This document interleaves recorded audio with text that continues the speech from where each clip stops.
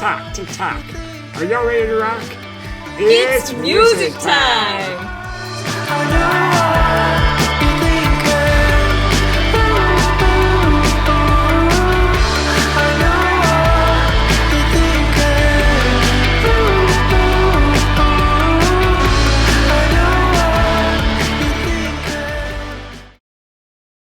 Hello, listeners. Welcome to the It's Music Time podcast. My name is Morgan Mitchell. And I'm Tanner Grover, and this is what we do. And today we are doing it with Bridget Nault. Bridget, welcome. Thank you.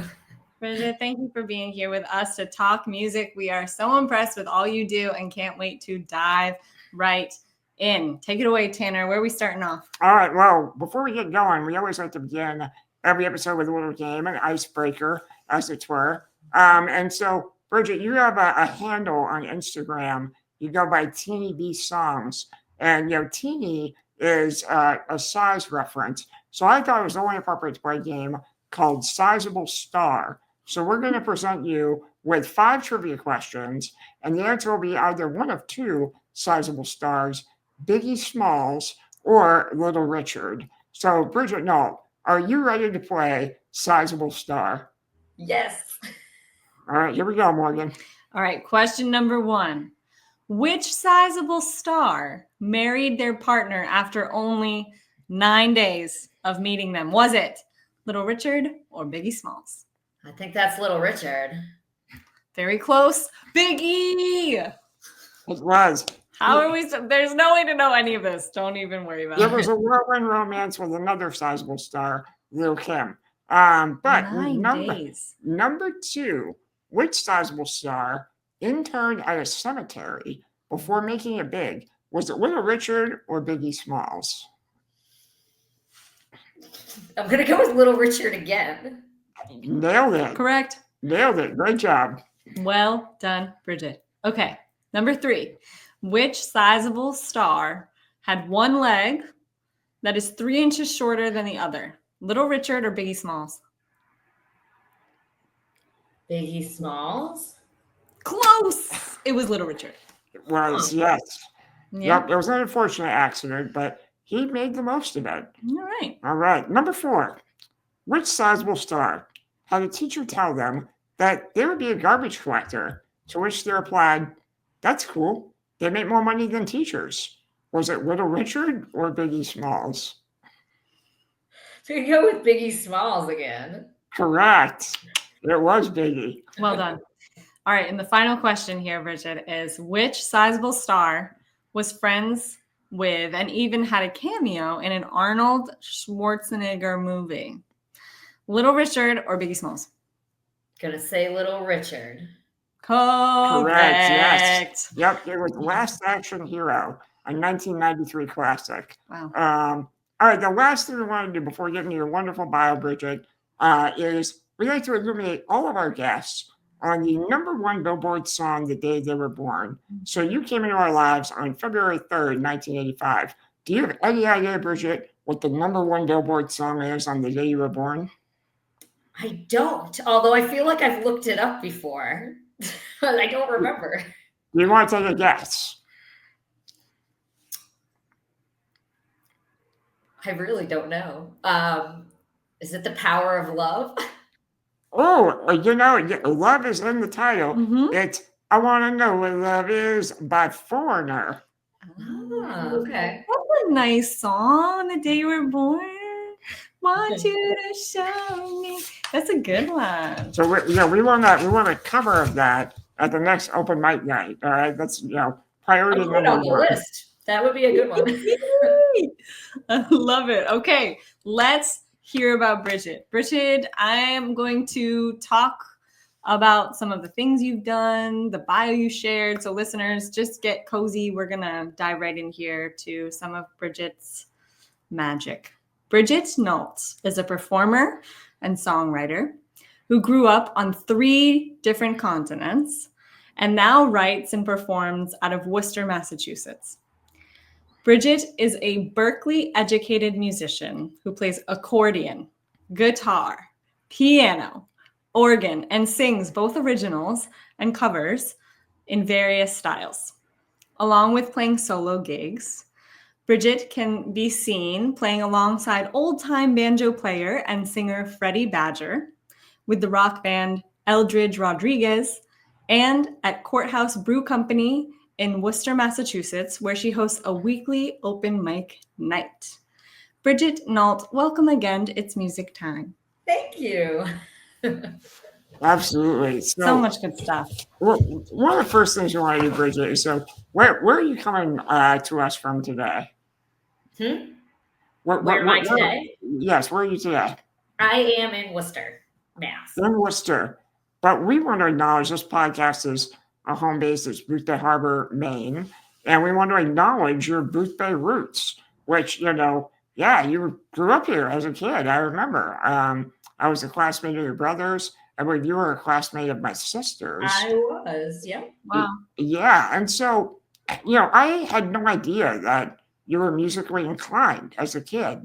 And so the first thing I want to ask is just, kind of how your relationship with music began, if you could talk about that for a little bit. How did you discover your aptitude for it? And then what made you, eventually want to pursue it academically? Yeah, so we had a player piano in my house when I was a kid, like an old, crazy, one of the pianos that literally has the reels and will play itself. And my parents always joked that it broke a guy's foot when they moved it in. Like this thing was not ever leaving the house. I think it's still in the house, and we haven't lived there in a very long time, but the piano stayed. And so it was just there. My parents like music, listened to a lot of music. Neither played instruments, but they were always singing.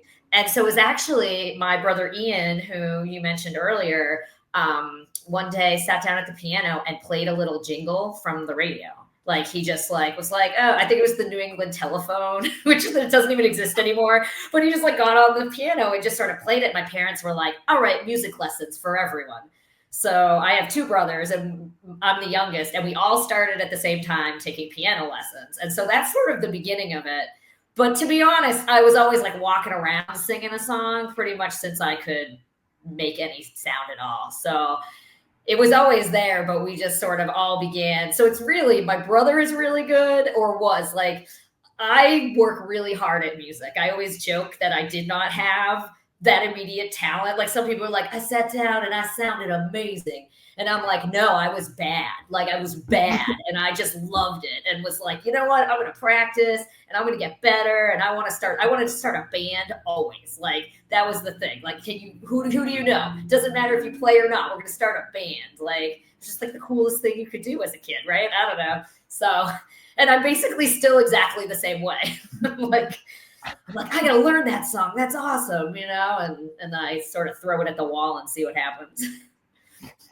So so good. Wow. So I'm trying to think, when do you remember some of your first bands that you were involved in?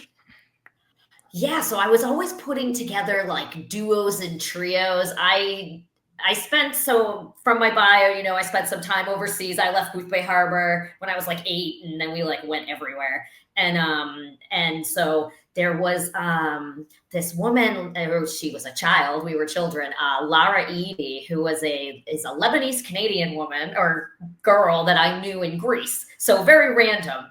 And she could really play the guitar. We were 12 years old, and she could finger pick and just do everything at that age.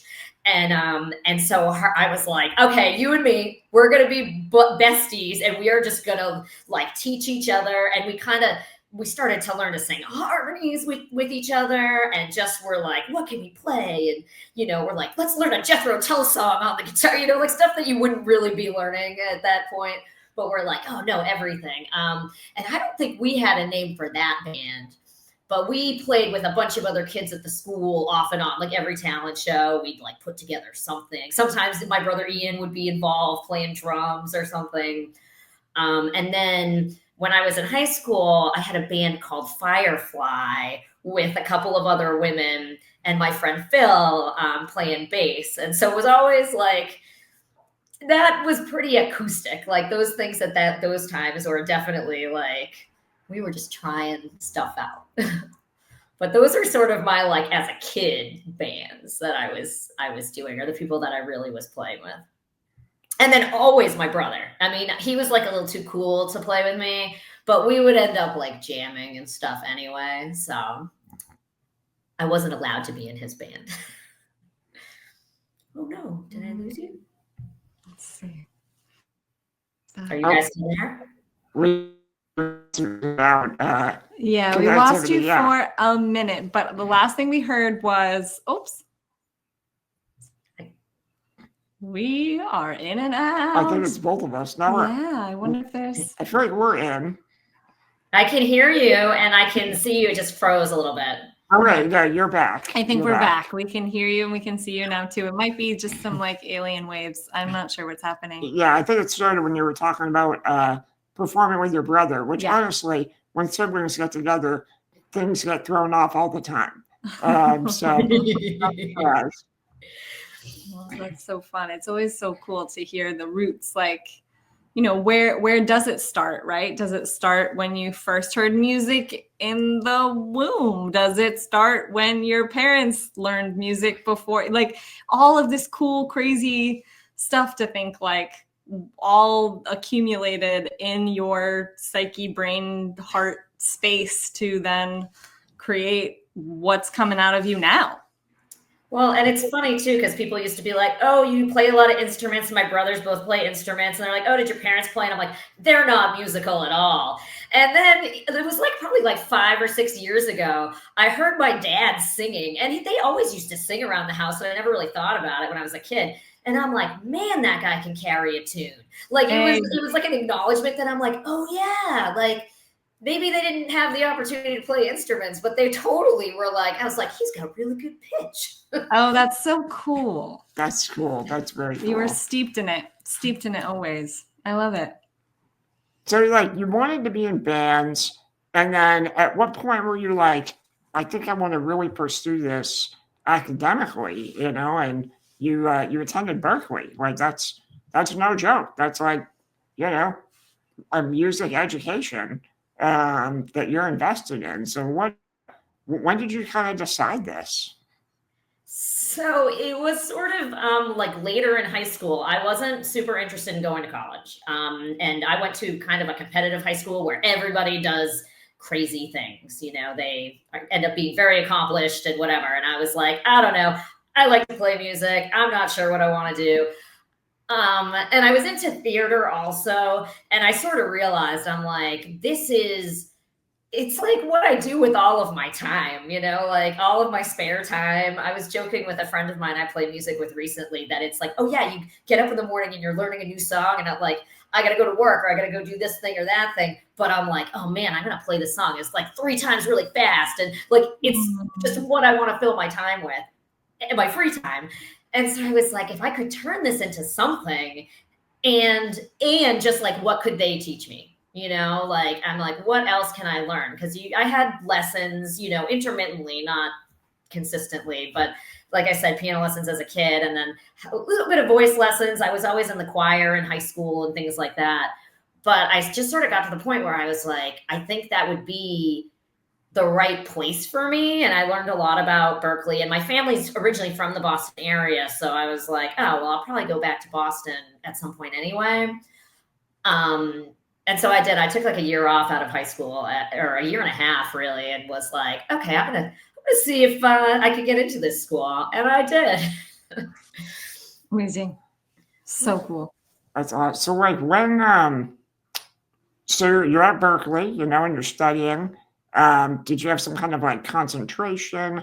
I know that like the accordion is kind of your jam, which you know, I don't know. I feel like maybe the accordion, maybe there's a more mainstream place for it that I don't know about.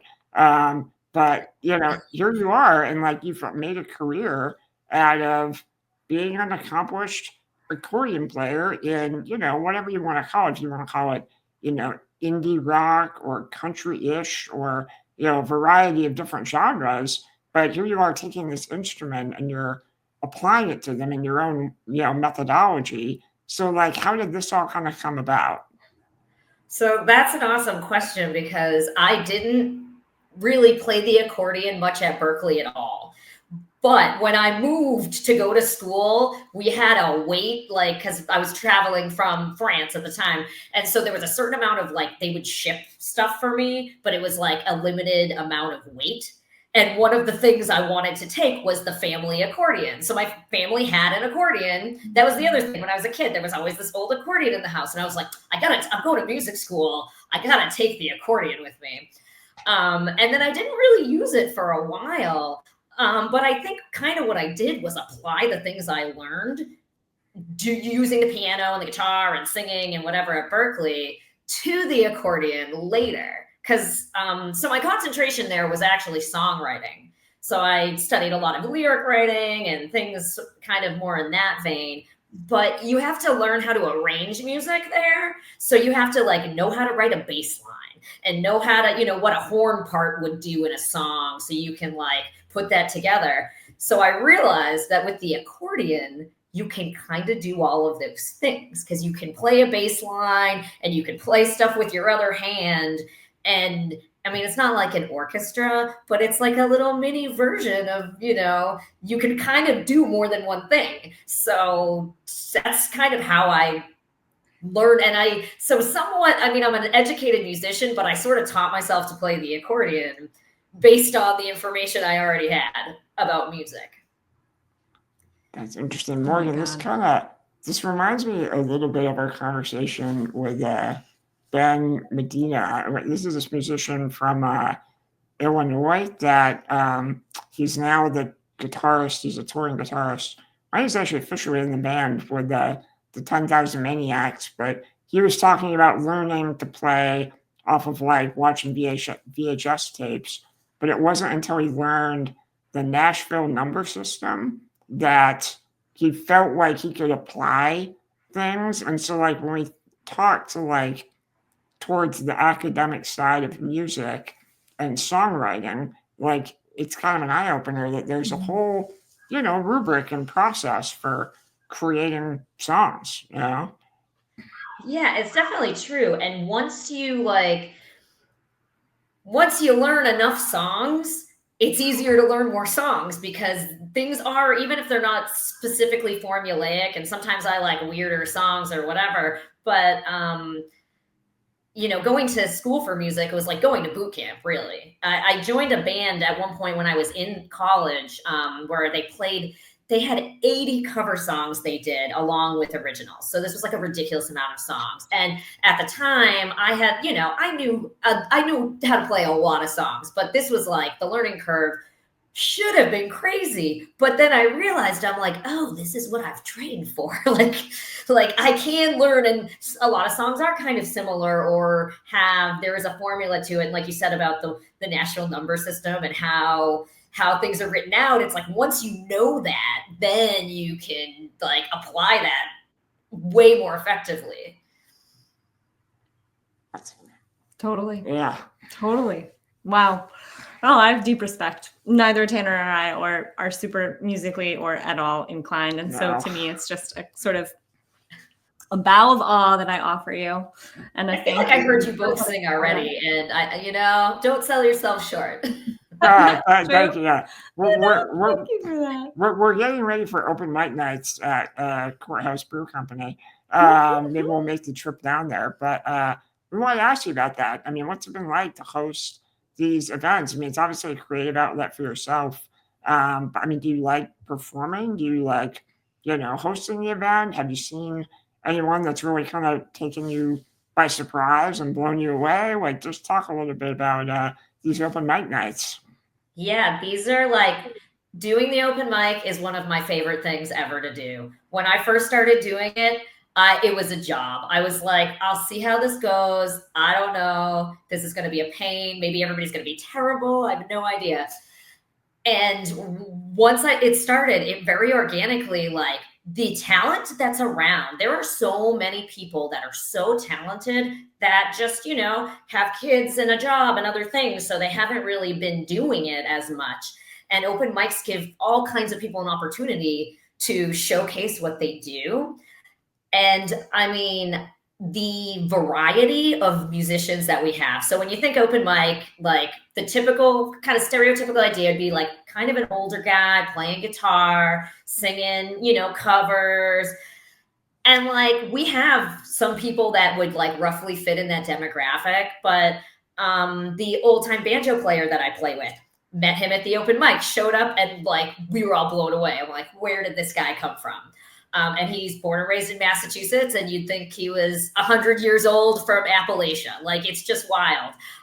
We have a guy that loops a trumpet. He comes and he plays an acoustic guitar, and he'll start singing, and then he'll put down the guitar and he'll play the trumpet. And then he'll like loop the trumpet and play another trumpet line and another. And it's not annoying. And you know, sometimes the looper can be a little weird. It's amazing. And then he's got a horn section going and he's singing.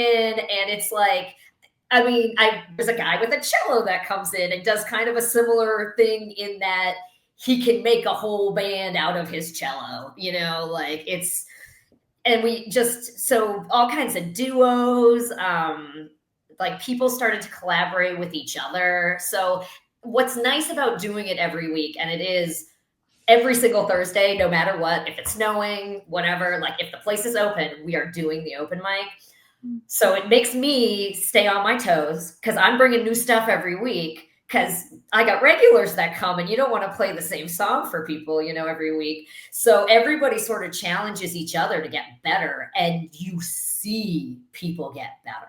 Like, it's amazing how much people evolve, and people will try things that they wouldn't have tried before because they come every week. So why not? I'll try this tough song. And I mean, we all blow it sometimes. I'm not going to lie. Sometimes I go in and I'm like, I will never play this song again. Sometimes I write a song and I play it there and I'm like, not a great song, actually. Didn't feel good. Not going to play that one again. Awkward.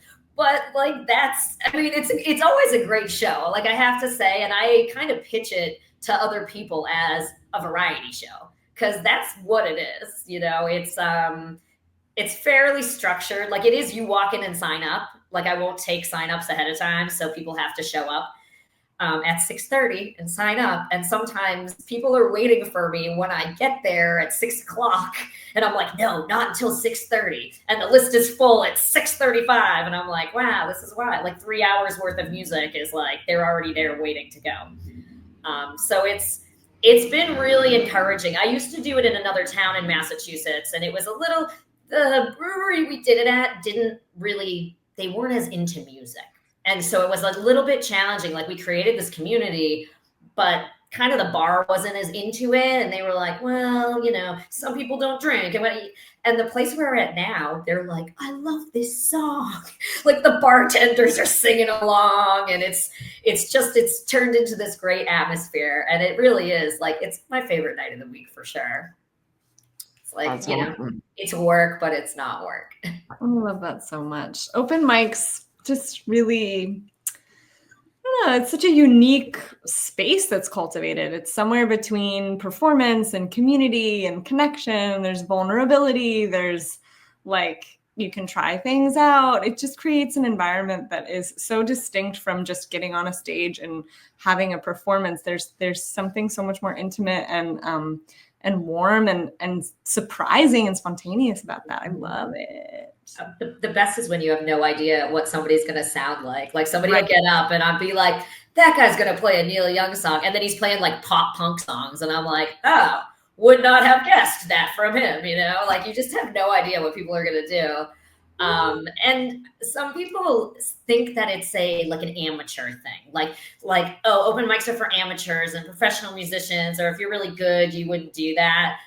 Man, that is not true. Because I mean, some of these people that come in and play at the open mic are better than the people playing the 3-hour gigs and whatever. Like, they really just are. And so I think that's kind of a misnomer that people think it's like, it's for people that are just starting. I'm like, no. It's the level of talent it's a variety. I mean, we do have beginners too, and that's also welcome and encouraged. Kind of runs the gamut. So powerful. Well done. That's really cool. One of the last things I definitely want to acknowledge, and we could talk forever, I'm sure, and we can continue to do that. I have no reservations whatsoever. But you know, you do actually release music as well. And, I believe your latest release was in 2023, the album Future and the Past, right? And so it's 9 songs. I listened to it and I was like, is Bridget like the third or missing Indigo Girl? Is she, another, sorry, Brandy Carlisle, you're out of here. We're going with Bridget Nault instead. Whatever we want to talk about it. But I was just wondering, can you talk about what brought you to the formation of that album? And then do you have any other, upcoming projects in the works? Yeah, so that record, I had definitely some of those songs I had written a little while ago, and I just had been playing them out, and sort of during it was definitely during COVID, where everybody's hunkered down. I played a lot of music, and so I decided at that point I was like, I've got all these songs I've recorded with bands, but I haven't done a record, of my own stuff, and so I was like, I'm going to give this a shot. So I went into the studio and I played the tracks just as completely bare, just guitar and vocals. And then sometimes it was accordion and vocal, depending on the song. And then was like, okay, this is, like I'll add a couple of other things, maybe backup vocals. And a good friend of mine, Ed McNamara, who I've played with in a variety of projects, I said, hey, listen to this. Like, I want to do something else with this. These were kind of like the rough tracks. And we, after the fact, so I didn't record to a click track or anything. After the fact, we added a moog, we added percussion, we added a slide guitar to some songs. I knew I was going to do some other vocals and stuff like that, but it like became this other thing that definitely wasn't like the core songs are there because it very much came from that and everything was kind of layered on top of it. But it really was collaborating with my good friend and Ethan Dussault, who recorded it at New Alliance Audio. Like they produced that record and they were like, hey, what about this? They kept doing the like, try it one more time, like encouraged me to kind of push it, I think, to another level than it would have been at.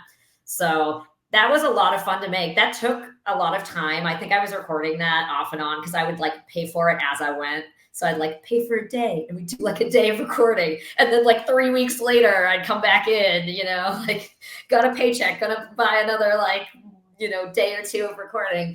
So it took like a year and a half, I think, from start to finish to actually like get it done. But it's something I'm proud of. So I don't know. I really like that. I haven't done a lot of consideration of future recording yet. I've been writing a lot lately. So I feel like that sort of comes, like at some point I'll be like, all right, these songs are ready now.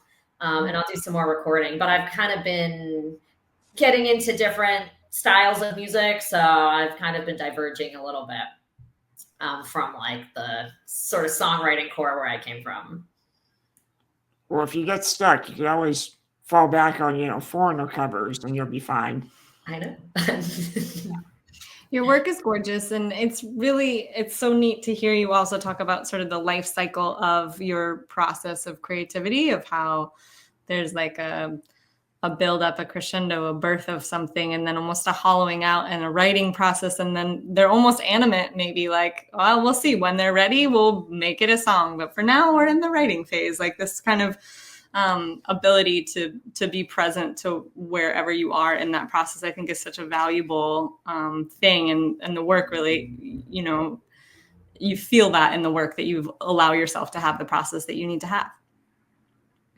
Yeah, I'm big into editing, I think, is like when it comes to music, like sometimes less is more, sometimes more is better, sometimes there's too many words, and so I'll think and rewrite, and that's what the open mic is great for, because I will play the same song, but now it has a different chorus because I didn't love how that sang when I did it last time. So I'll bring it, in a few weeks with a different working. So yeah, it's I think I workshop things quite a bit. Mm-hmm. Yeah, and you can do it on a weekly basis in front of an audience too. That's what an awesome asset. And it's great because they won't tell you if they don't like it, but they will tell you if they really like it. So, I'm like waiting for somebody to say that about one of the new songs, then I'll go record it. All right. We're moving on to our deep cut, the section of the podcast where we go a little deeper. We talk about a specific kind of theme. Today's question. You ready for this? We want to ask this question. What song or artist are you embarrassed to admit that you secretly like or maybe love? What makes liking it feel embarrassing? And why do you want to say, or what do you want to say to end the stigma as to why you yourself should not have to feel any shame whatsoever for simply liking what you genuinely like? I love this question. This is great because over the years I've been in different kinds of like rock scenes where like liking anything is not cool, right? Like Totally. It's almost like no, if they've heard of the band, if it's too mainstream, if it, just so many things. But I think like one that's kind of funny to me because I find this person to be polarizing, and this is completely random, and my dad just loved him, so I just love him, is Billy Joel. And like I think Billy Joel is great, but as an adult, it's like I have a Billy Joel record and like I'll put it on and people are like, Billy Joel, like people think he's cheesy or I don't even know. It's very polarizing person. Right. For reasons I don't understand. But I think the songs are wicked fun and he's good and like, executes it well. But that was always one that like, and some of them surprised me because I'm like, oh, like really? I wouldn't. Billy Joel. Like, I know, right? Like he should be fine. Like who doesn't like Billy Joel? Right. Billy Joel. I love it. I happen to like Billy Joel, but I do know people that really don't. So like you say, very polarizing artist. Do you like Billy Joel? I'm like a take it or leave it kind of person. Like I respect the work. He's the piano man, but I don't think I've ever consciously like put on a Billy Joel album to listen to. But if it's there, it's there. It's always been one of those guys that, oh yeah, like Billy Joel. It's so funny. I just had a baby and she's like discovering the world, and I was told to me, you should like play Billy Joel for your kid. They tends to be like very soothing to infants. And I'm like, really? So I tried it and it's like not bad. I'm like, okay, Billy, maybe there's something to that. Does that work? I've never heard that before. I don't know. It was suggested to me by like several people. So I don't know. I mean, we'll see. She's still kind of understanding what time and space and sound are. So we'll see. But I'll take it. I'll take it. What about you, Tanner? What are you embarrassed to admit that you like? I'm embarrassed to admit that I secretly like John Mayer. And it's like when he wrote Body is a Wonderland, I don't think that song was speaking to me. But then I think about, the album. So here's where this is really stemming from, okay? So I'm a big John Waters fan and John Waters filmmaker. And I recently watched the movie Crybaby, rewatched it. And he breaks down the rebellious people are known as drapes. And then the privileged, mostly, upper class white folks, they're the squares, right? And you're either a square or you're a drape. And so I'm thinking of the word square, and the big John Mayer, his first album was Room for Squares. And I'm thinking like, all right, Room for Squares. So like, is he saying, hey, there are squares out in the world that kind of, abide by these four even sides of life that fit very neatly, into what, pop music is supposed to be. And I'm writing this genre of music for these square-sided people. Now, I highly doubt that that's true, but then I started to think about the flip of that, and it's not a negative thing. He's saying, you know what? There's room for squares. If you happen to like this, that's fine. There's also room for circles, triangles, trapezoids, parallelograms, etc. And at the end of the day, I just find that whatever he puts out, I'm like, I kind of like this. I don't know what it is. It's a little bluesy. It's a little jazzy. It's not anything that I naturally gravitate towards. I'm much more indie rock, left of the dial. I'll listen to like shoegaze for hours and hours on end. But then if a John Mayer song comes on, I'm like, oh yeah, John Mayer. So maybe he's my Billy Joel. I don't know. But yeah, I want to end the stigma. It's okay to like John Mayer if you are, you know, a 40-year-old male. It's perfectly fine. I'm ending the stigma. There are room for all shapes. 100%. So how about you, Morgan? I like that, Tanner. John Mayer's all right. I don't like John Mayer. For me, I mean, just like as a disclaimer, I'm not like a staunch, like, I don't like this thing person. So like, I'm not very good like that. I was never like cool enough to be like, oh no, I don't like that. Like, I'm just like, whatever. This is an artist making music. How freaking cool is that? Amazing. They took the time to put it out in the world. But for me, I love Eminem so much. Like, I'm like a kind of like a diehard Eminem fan. And I'm embarrassed because there's so much misogyny in his music. It's like very jarring and very awful and very violent, especially his early stuff, which is what I love the most. So I think the embarrassment comes from like, wow, I'm loving this music that is actively telling me that I'm horrible as a woman. And promoting violence and all these other things. And I can't stop listening to it. So I think his ability to be a poet and a lyricist and just like, I just think he's an extraordinary artist. And I love his work, especially, like I said, his early stuff. So I think there's nothing I can say really that can erase the profoundness of how hateful some of his work is. But I do think that I'm gonna die an Eminem fan. I remember my mom was so horrified when I got the Eminem Show CD from like Radio Shack. She was like, what? You know, because I also love Ethereal Fairies in the Woods and Brian Eno and Staring at the Stars and writing poems and wearing tutu, all of that. And she's like, really? I'm gonna, what? And then I was like, yeah, we can listen to it in the car together. And she's like, what? So anyway, we've grown together. But yeah, Eminem, I love Eminem.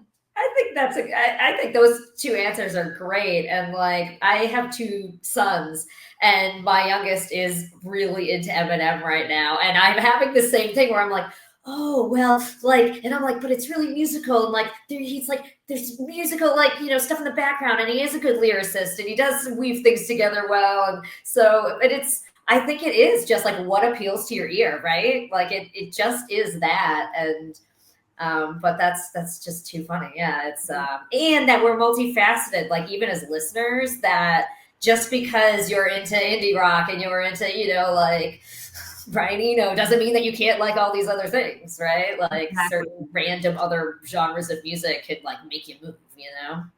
Multiplicity as a rule, for sure. Speaking of, we have put together a Mix It Up playlist. I'll let Tanner take that away. It's a fun kind of, as we end our segment here, get Sure. listeners involved. Yeah, as our listeners know, every episode we include a Mix It Up playlist that you can click on in the description and Spotify and YouTube and have a little music to listen to on your drive to work or your drive home for the open mic night. Maybe you're looking for inspiration and you should check out this edition of the Mix It Up playlist. So we've asked Bridget to contribute 4 songs. I contribute 4. As does Morgan. We're going to add your birthday song to the mix. But yeah, Bridget, we wanted to ask if you'd like to highlight one of your selections. Yeah, so I think I'll start with the I can't forget about you, the Nas song. So I'm not a person that's listened to a lot of rap. Like just didn't grow up listening to that. And I have a CD player in my car, and somebody in 2008 for Christmas made me a mix CD called So Now You Like Hip Hop. He made this for me, and I was like, I never listened to it. I had it. I found it recently. I moved, and I found it, and I was like, oh my gosh, John made me this CD.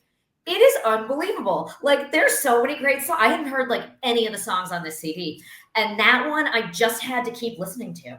I was like, it's like nostalgia, and it's not even things that the things that he's talking about aren't the things that are nostalgic for me, but it's the whole feel of the track is just so it has such a good feeling about it, and it is like retrospective and just fun. So I don't know. That's definitely, and that's new. Like I just started listening to that like a month or two ago. I found this CD and was like, I do like hip hop now. Phenomenal. So good. And that's the thing, right? We can always discover new things at any junction. Like there's no end to what we love. I remember I had a friend who was in her 90s and she was always listening to new music and she was always like reading new things, and it really struck me like it really doesn't matter. And what an incredible thought to think you've maybe yet to experience or discover something new that you might fall in love with head over heels over anything you have yet to, that you already know to be something you love. So I love that stuff. Do you have an artist like that you can kind of recall from like, you thought it was new and then someone was like, no, this is actually like from 1960s or something? Right. I don't, I think I knew that it wasn't new, but I've recently fallen back in love with Carly Simon, like very deeply, her music. But yeah, I mean, it's endless. What about you? Mix it up? Sure, yeah. Yeah. So the songs, I'm going to highlight two songs of the same title, which is a singular word that I just learned. I don't know. I discovered the meaning of because I was like, what does anhedonia mean? So the song Anhedonia, there's two different songs on this Mix It Up playlist. One by a band called Corinne, or maybe it's Corinne, I'm not sure the pronunciation of it, but they're described as a gothic pop duo from Pennsylvania. And it's upbeat, kind of like propulsive, like dance music that has a touch of sad boy tendencies, which I identify with. And then the other band is called Mama Larky, and they were based out of Austin, Texas. And now I think they're in LA, and they're more of a straightforward indie rock band. But anhedonia, I looked up the meaning of it, and it's actual condition where you can't find pleasure in something that you used to find pleasurable. That's what anhedonia means. And I'm like, why are there two new songs called Anhedonia in 2025 by two very different artists? And why do I like them both? And I just said, I'm going to put them on this mix because I guess I'm in my anhedonia era. Okay, I have a question. Sure. Did you discover this word and then you just like Googled it and these songs came up? Or did you find one and then how did this happen? I don't know. No, this is like, you're on Spotify or you're on YouTube and they're recommending songs to you. And then I'm like, all right, what's wrong with me? But I mean, come on, like two songs titled the same in the same year. They're both new, and I like both of them. And I guess the irony is Anhedonia is about not finding pleasure, and both these songs are pleasurable. So wow, this is a whole rabbit hole. Yeah. I gotta have a good think on this. I'm having a moment.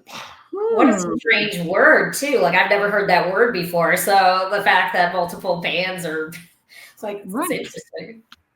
It's weird. And it's actually like a quite precise word, isn't it? Like what a particular condition. I have experienced that before. And it is such a downer where you're like, oh, I used to love this. Why do I not love it anymore? All right. The song that I chose. So my father-in-law plays the accordion. And yeah, so he's Romanian. My husband's Romanian and my father-in-law's Romanian. And when we're in Romania, he gets out the accordion and he just like casually starts playing it.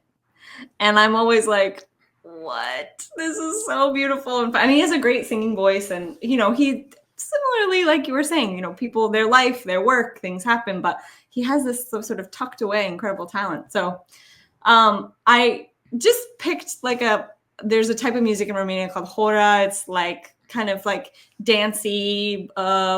You imagine people kind of dancing around in a circle. There's usually an accordion. It's very upbeat. Romanian culture kind of has this undercurrent of intensity and quickness. And So this is just a kind of a generic horror song, and it's on there for you to check out. But like, if you go down that rabbit hole, there's a lot of really amazing, you probably know this, but amazing accordion music out of Romania. Cool. I did not know that. So that's excellent. I'm going to fall down that rabbit hole, I'm sure. Absolutely. Love it. All right. Well, this is very sad, but we are headed towards our close here. But before we go, we want to make sure that people know where they can find you. And our understanding is that you are on Instagram at Teeny B Songs. Yes? Cool. Yep. Teeny B Songs. Everybody go follow Teeny B Songs. Facebook is Bridget Nault Music. And then Bandcamp. Everybody go check out Bandcamp and buy this music, invest in this person's incredible work. There's different albums are listed there. Is that right? Yep, there is. Okay, well, it's great. the record, and then I believe you can connect to the other recordings I've done with the other bands. So Beautiful. I've done recordings with other bands too. So yeah. Beautiful. So it's bridgetnault.bandcamp.com. So head on over there. That's where you'll be able to find a good assortment. And then for us, we're just the It's Music Time podcast on Spotify, YouTube, Instagram, and Facebook. And we just can't be more grateful for the time that you took to hang out with us, Bridget. This has been so cool. And how amazing that we all have Booth Bay roots here. I love it. This is great. I could talk to the two of you all day, I'm sure. Do you ever get back to Booth Bay? Will we see you? Can we all hang out sometime? Yeah. Awesome. This summer, maybe. Yeah. Love it. Absolutely. You got our information. Just slide into the DMs, Bridget. We'll get together and we'll talk accordions and everything else. Maybe we'll put together a little local open mic. Who knows? I like this idea. I think I know someone with a venue. We'll think about it. To our listeners, don't touch that dial because we do have an encore performance. We have the album version of Broken Bird that you're going to be able to hear at the end of this podcast. A Bridget Nault original. It's fantastic. And we thank you for your contribution. So beautiful. All right, listeners. Thank you so much for tuning in. Thank you, Bridget, again, a million times for your presence and sharing your talents with us. Really, really special. We would love to hear any feedback from listeners. You can check out this episode, leave us a review, a comment, share this podcast with a friend or many. There's nothing better than sharing the love of music with your loved ones. So until next time, stay cooler than cool. And thank you again. See you soon. Bye. Bye.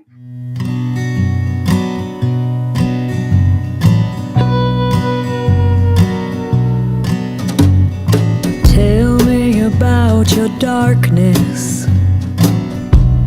Is it like mine or is it fleeting?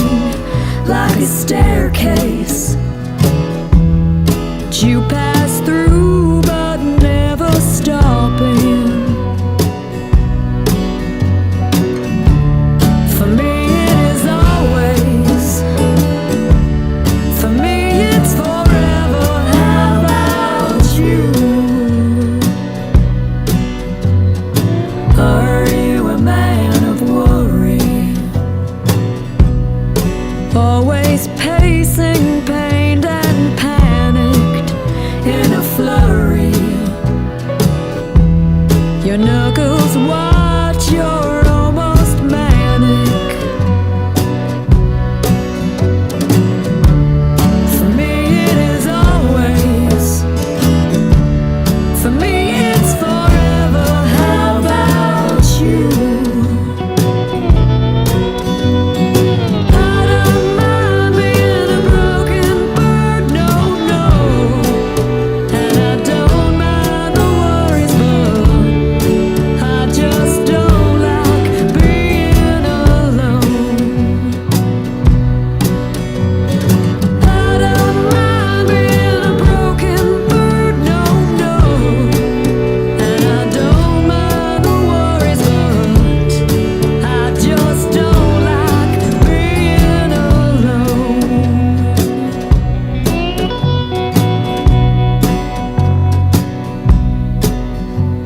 I'll tell you about a dark place. My life bubbles, conflicts rise